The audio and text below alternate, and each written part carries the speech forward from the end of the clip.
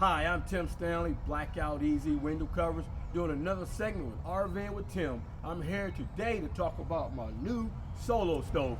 I really can't say it's new. I had it for 8 or 9 months, had it in the RV, had it in my garage, stepping over it. Finally used it last night. I'm gonna tell you why I'm a big fan of this solo stove.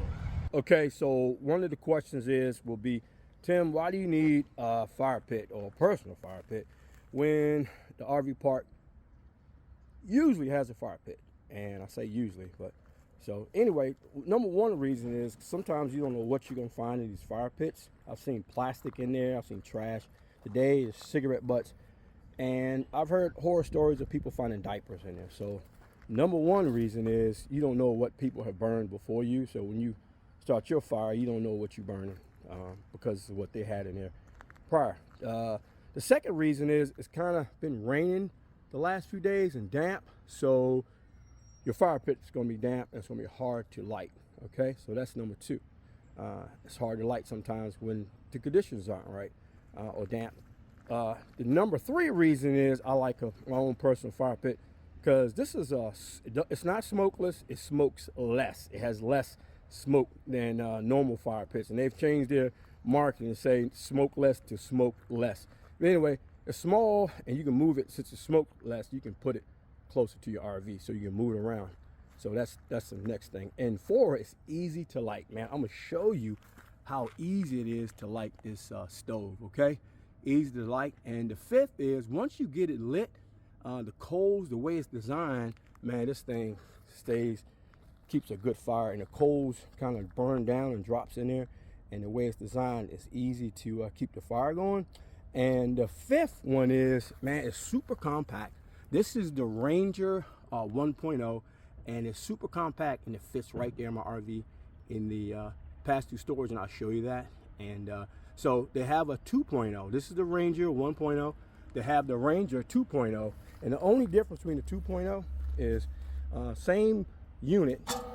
On the 1.0 is no removable ashtray, so to dump it you got to turn this thing over and dump it. And so I got kind of all accessories with it. I have a ring on the bottom, so if you like have it on a deck or whatever, you don't have to you can protect your deck, but you're still gonna have to have a fireproof mat because sparks kind of fly everywhere because the wood kind of sticks out of it.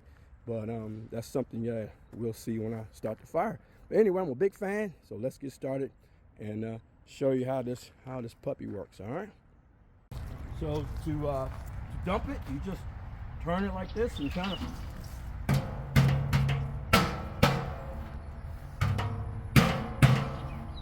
And there you have it. I don't know what the big deal about.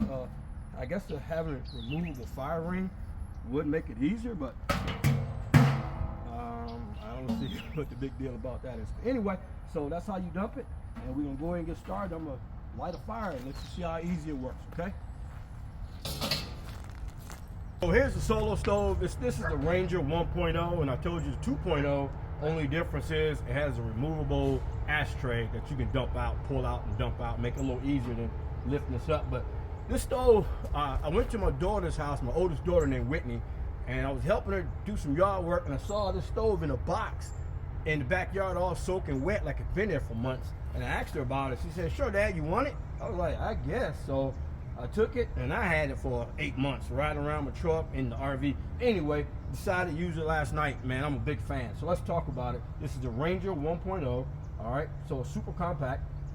This ring goes on the top, and that's what helps make it smokeless because it kind of funnels the smoke back down inside. And she had all accessories, because this is like a heat protector. So like when you have it on your patio or whatever, it won't. The oven won't be sitting directly on your wood, but you're still gonna need a fire mat because embers do fly out, and I'll show you once I light it. And then and then you had this it's called a spark shield, and you put it over here like that. And I don't see much need for that. I'm gonna show you why. I guess like last night when I was done with it, it still had coals in there. I can see putting this on top to keep embers from coming out. So you can leave it unattended, I guess, or so you can pour it to die out. But I don't see much use for that because I'm gonna tell you why. When you see me put the wood in here, the wood sticks out, this fire on top of the stove.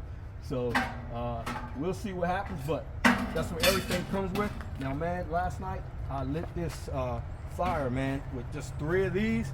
Lit it, put it in there, man. The fire took off. It was so easy. So I'm gonna show you what I did last night to start a fire and get this thing going, which made me a big fan. All right. I got the solo stove ready to go, and all I did was I took those fire starters and kind of put that in the bottom, just like that, right over the wood. And I got some wood that was real easy to light. Got some wood that'll start up real easy. Did that, and I'm gonna go ahead and light that, and then we'll see what we got. And we see how I'm talking about the wood kind of sticks over top, so you're gonna get smoke when it's sticking out like that. And that's the only drawback of the stove, is the wood. The standard cut of the wood is too long for it. So, but anyway, it makes a great fire. All right, so all I did was set a match to it and start working already. You see the fire coming up. See the smoke coming out, right? There you go. So I'm a big fan of those fire starters too, man. They've been riding around in my truck for a number of months as well. So everything finally getting used. I like when that happens. So we're gonna go ahead and watch that thing get going. It's after 5 minutes. See how the wood sticks over top?